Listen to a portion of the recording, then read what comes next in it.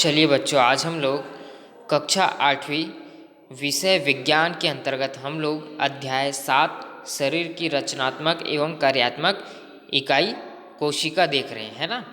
तो आज हम लोग पढ़ेंगे कोशिका की संरचना। तो कोशिका की संरचना के बारे में मैं कुछ बताया था, वो क्या है। कोशिका दो प्रकार से यहाँ पे चित्र में देख सकते हैं कि कोशिका की संरचना यहाँ पादप कोशिका और जंतु कोशिका, दो कोशिकाओं के बारे में बताया गया है ना।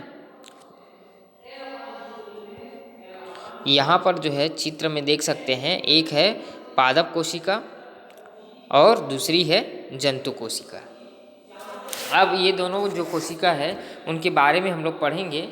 तो ये जो कोशिकाएं हैं भिन्न भिन्न आकृति व आमाप की होती है, और इन विभिन्नताओं के होते हुए भी प्रत्येक कोशिका की एक निश्चित संरचना होती है। आप देख सकते हैं इसमें बहुत सारे जो है विभिन्नताएं देखने को मिलती है, किसमें, पादप कोशिका जंतु कोशिका में, लेकिन क्या होती है, एक निश्चित संरचना होती है।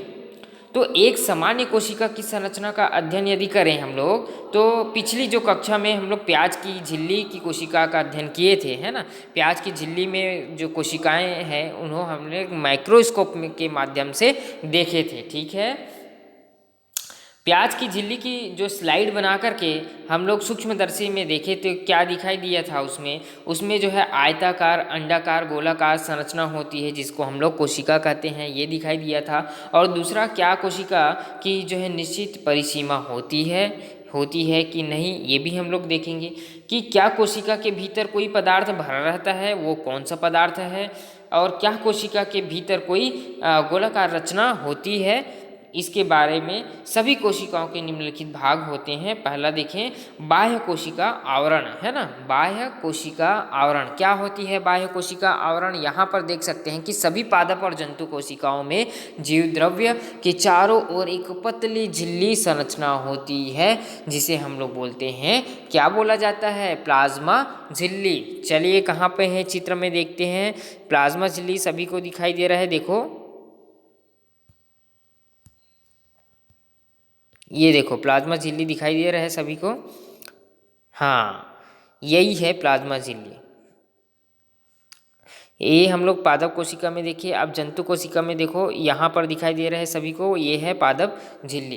तो पादप झिल्ली क्या होती है? ये पादप और जंतु कोशिका दोनों में पाई जाती है। जीवद्रव्य के चारों ओर एक पतली झिल्ली होती है ना, यहाँ पर दिखाई दे रही है, एक पतली लेयर की समान संरचना दिखाई दे रही है।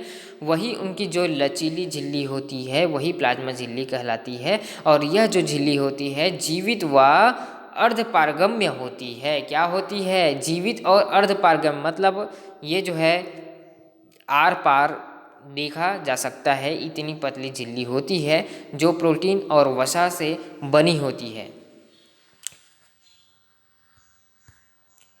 चलिए देखते हैं, यहाँ पर देखो, फर्स्ट, कोशिका का आकार बनाए रखने में सहायक करती है। अब बाह्य कोशिका किसकी बात कर रहे हैं? प्लाज्मा झिल्ली की। और प्लाज्मा झिल्ली का क्या क्या कार्य होती है इसके बारे में देख रहे हैं। तो यहाँ पर देखो,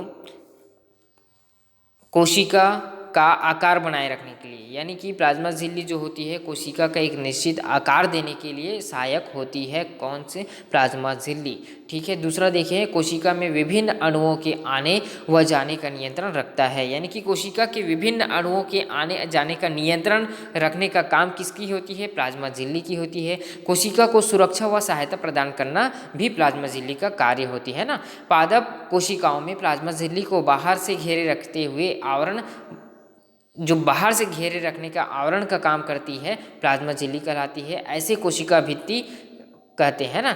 पादप कोशिकाओं में जो प्लाज्मा झिल्ली होती है, वो प्लाज्मा झिल्ली का काम जो होता है बाहर से घेरे रखने का आवरण प्रदान का काम करता है, जिसको हम लोग बोलते हैं कोशिका भित्ति, ठीक है। यह जो है सेलुलोज की बनी होती है, दृढ़ और निर्जीव संरचना की होती है, जो कोशिका की बाहरी सीमा निर्धारित करती है और कोशिकाओं को निश्चित आकृति भी प्रदान करती है। चलिए आगे देखते हैं, जीव द्रव्य का क्या होती है। जीव द्रव्य, है ना, प्रत्येक कोशिका में प्लाज्मा झिल्ली के अंदर एक तरल चिपचिपा पदार्थ पाया जाता है, जिसे हम लोग बोलते हैं जीव द्रव्य।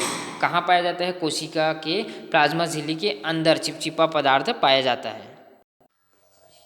चलिए आगे देखते हैं। सभी जैविक प्रक्रियाओं को संपन्न करने वाले जो कोशिका के विभिन्न अंग यानी कि कोशिकांग जीवद्रव्य में पाए जाते हैं, और इसीलिए इसीलिए जो है वैज्ञानिक का नाम है हक्सले नामक वैज्ञानिक ने जीवद्रव्य को जीवन का भौतिक आधार कहा गया है। कौन सा वैज्ञानिक है, नाम बताइए। तो नाम बताना है कि जीव द्रव्य को दिया गया साइंटिस्ट का नाम है हक्सले नामक वैज्ञानिक ने जीव द्रव्य को जीवन का आधार माना गया है, और जीव द्रव्य को दो भागों में बांटा गया है। कौन कौन सी जो दो भाग हैं कोशिका द्रव्य, पहला है कोशिका द्रव्य जहाँ पर अ नंबर से दिखाई दे रहे हैं कोशिका द्रव्य, और दूसरा है केंद्रक। ठीक है, यहाँ पर देख सकते हैं कि कोशिका द्रव्य क्या होती है। जीव द्रव्य का वह भाग जो प्लाज्मा झिल्ली और केंद्रक के बीच स्थित होता है, तो उसे हम लोग बोलते हैं कोशिका द्रव्य।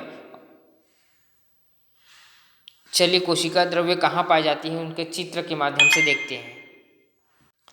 चलिए चित्र में देख सकते हैं, यहाँ पर दिखाई दे रहे हैं सभी को कि यहाँ पर जो है कोशिका द्रव्य पाई जाती है।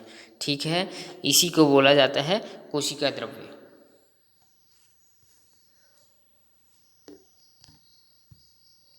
अब आगे हम लोग देखते हैं माइटोकॉन्ड्रिया कोशिका द्रव्य के अंतर्गत आते हैं। कोशिका द्रव्य में दिखाई देने वाली कुछ संरचनाएं होती है जिसको हम लोग कोशिकांग कहा जाता है, और वो कोशिकांग के अंतर्गत होती है। पहला है माइटोकॉन्ड्रिया।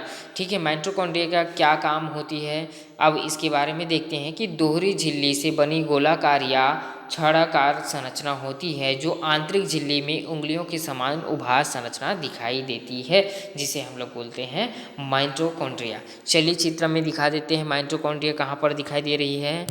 देखो इस प्रकार से उंगली नुमा संरचना होती है जिसे हम लोग बोलते हैं माइटोकॉन्ड्रिया। ठीक है,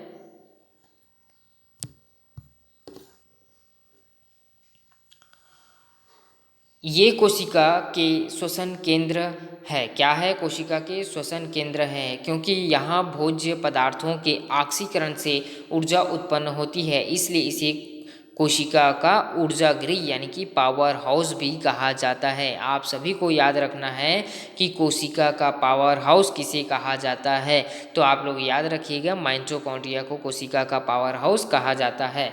ठीक है, अंतःप्रद्रवीय जालिका इंडोप्लाज्मिक रेटिकुलम जिसको बोलते हैं इंडोप्लाज्मिक रेटिकुलम अंतःप्रद्रवीय जालिका, आप चित्र के माध्यम से इसे देख सकते हैं कि ये इस प्रकार से दिखाई देती है ना। यहाँ पर देखो छोटी सी संरचना दिखाई दे रही है, अंतःप्रद्रवीय जालिका इंडोप्लाज्मिक रेटिकुलम। ये क्या होती है देखते हैं कि आपने जो है प्लाज्मा झिल्ली व केंद्रक के बीच में शाखित और झिल्लीदार अनियमित और नलिकाओं का जाल देखा ही होगा। ठीक है, और उन्हें अंतःप्रद्रवीय जालिका इंडोप्लाज्मिक रेटिकुलम कहा जाता है। इन नलिकाओं में द्रव भरा होता है, इसलिए इसके द्वारा विभिन्न पदार्थों का परिवहन होता है, याद रखिएगा। ठीक है, और साथ ही कोशिका को यांत्रिक सहारा भी प्रदान करती है। तो कोशिका को यांत्रिक सहारा प्रदान करने का काम किसका है, इंडोप्लाज्मिक रेटिकुलम। ठीक है, अंतःप्रद्रवीय जालिका। अब देखते हैं राइबोसोम। राइबोसोम का क्या काम होती है, अंतःप्रद्रवीय जालिका की झिल्लियों की सतह से सटे हुए और कोशिका द्रव से बिखरे हुए कण पाए जाते हैं जिन्हें राइबोसोम कहा जाता है। इन कणों का कार्य जो होती है प्रोटीन का निर्माण करना होता है, और इन्हें प्रोटीन फैक्ट्री भी कहा जाता है। किसे, राइबोसोम को क्या कहा जाता है, प्रोटीन फैक्ट्री कहा जाता है। ठीक है, चलिए देखते हैं राइबोसोम का स्ट्रक्चर। देखो चित्र में यहाँ पर दिखाई दे रहा है सभी को राइबोसोम, ये देखो ये है राइबोसोम।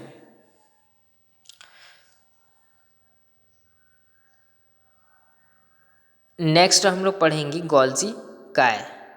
गोल्जी काय का चित्र यहाँ पर देख सकते हैं आप लोग, ये है गोल्जी काय। तो गोल्जी काय आपको जंतु कोशिका में तस्तरी नुमा कोष कई परतों से दिखाई दे रहे हैं। ठीक है, ये संरचनाएं गोल्जी काय कहलाती है, और इनका कार्य विभिन्न रासायनिक पदार्थों का स्त्रावण करना होता है। सेंट्रोसोम, सेंट्रोसोम क्या होता है? अब तक हमने पढ़ा है कि जंतु कोशिका के केंद्रक के पास ऊपर तारे के समान दिखाई देने वाली संरचना का अवलोकन हम लोग सेंट्रियोम या फिर सेंट्रोसोम कहते हैं। ठीक है, और इसके मध्य में दो कण भी पाए जाते हैं जिन्हें सेंट्रियोल कहा जाता है। सेंट्रोसोम के मध्य जो है सेंट्रियोल पाया जाता है और सेंट्रोसोम जंतु कोशिका के विभाजन में सहायक होती है। सेंट्रोसोम पादप कोशिका के विभाजन के समय ही बनता है। ठीक है।